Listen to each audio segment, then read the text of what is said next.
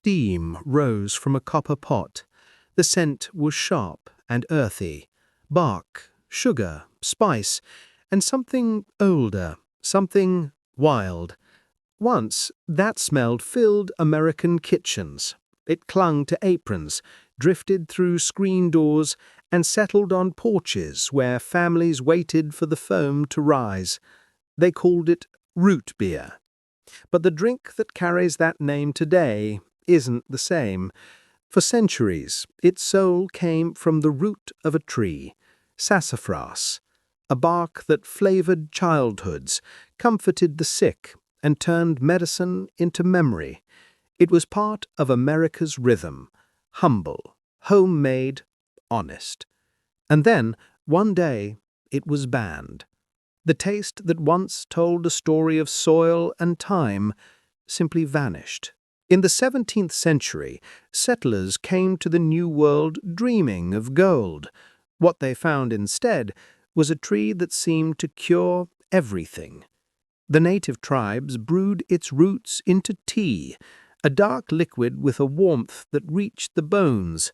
They used it to soothe fevers, purify the blood, and ease the stomach. When Europeans tasted it, they were astonished. They called it miraculous. Soon, the forests of Virginia and Carolina were filled with men digging for roots instead of ore. By 1603, entire ships were sailing back to England with holds full of sassafras. It was perhaps one of the first exports of the American colonies, worth its weight in silver. To the people who found it, it wasn't just a tree, it was a promise. From those early teas came a richer brew. Roots of sassafras mixed with sarsaparilla and wintergreen created a drink that was both medicine and comfort. Long before soda fountains, before sugar factories, and before the age of glass bottles, there was root tea. And in that tea, the future was already steeping. By the late 1800s, America had changed. Factories roared, trains screamed across the plains, and curiosity filled every window. The old home brews moved into pharmacies and apothecaries. One of those pharmacists was Charles Hyers, a quiet man from Philadelphia, who believed in science and sweetness. In 1876, he unveiled a bottled version of the colonial root drinks. He called it root beer. His recipe used pure sassafras extract, the same bark traded by settlers 2 centuries before. It had bite, it had warmth, it tasted like wood smoke and wintergreen. Root beer spread fast. By the early 1900s, it was America's drink. You could find it at every drugstore, poured from brass taps into heavy mugs that sweated in the summer heat. Teenagers sipped it on dates, soldiers drank it before shipping out. It was both innocent and grown up, a drink for everyone. The secret behind its magic was saffrole, a natural compound in sassafras root. It gave the drink its deep, spicy tone, the faint numbing on the tongue, the taste of something ancient.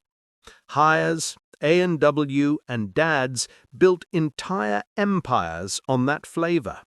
For more than 3 centuries, no one questioned it, until the century of science arrived. The 1960s were years of discovery and doubt.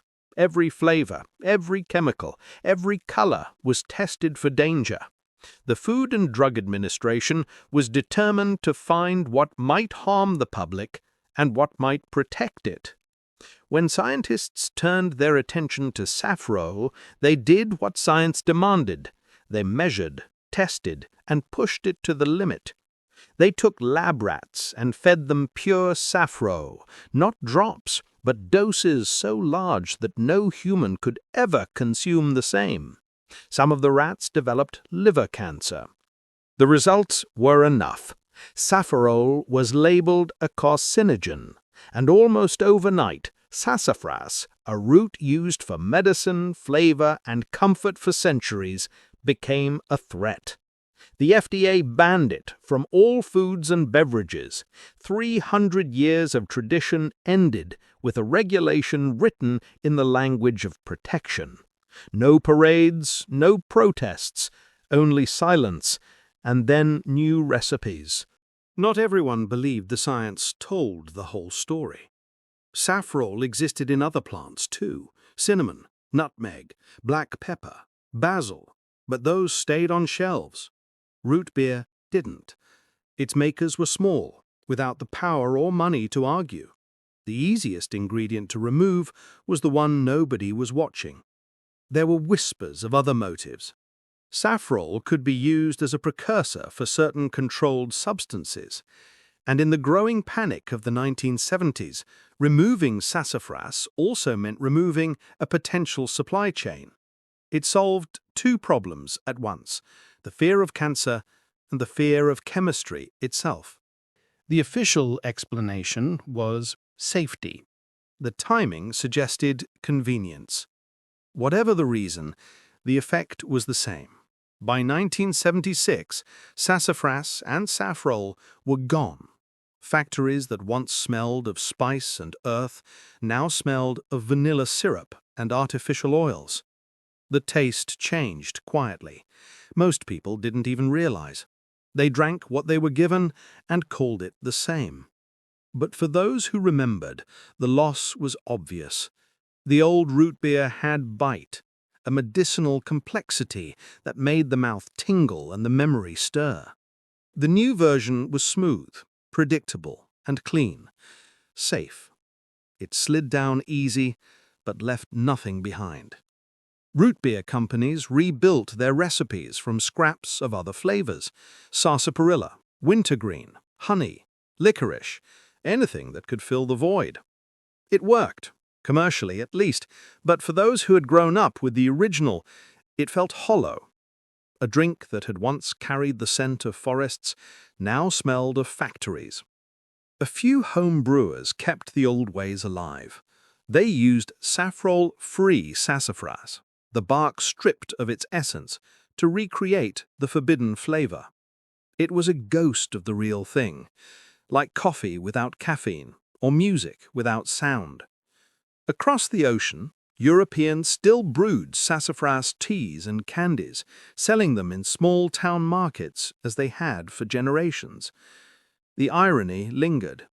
The country that had invented root beer could no longer legally taste it. And yet the memory remains. Old photographs show men raising frosted mugs beneath striped awnings. Children, their hands sticky with ice cream, drinking from glass bottles in the sun. They couldn't have known they were tasting something that would soon be impossible to recreate. Today, root beer is easy to find. You can buy it in cans, plastic bottles, or as syrup in a machine. But that taste, that deep, woody spice, is gone. Science called it progress. Regulation called it protection. But what it erased was a link to the past. They banned the root. They erased the taste, not out of cruelty, but out of fear. And fear has a flavor of its own, sweet at first, and gone forever.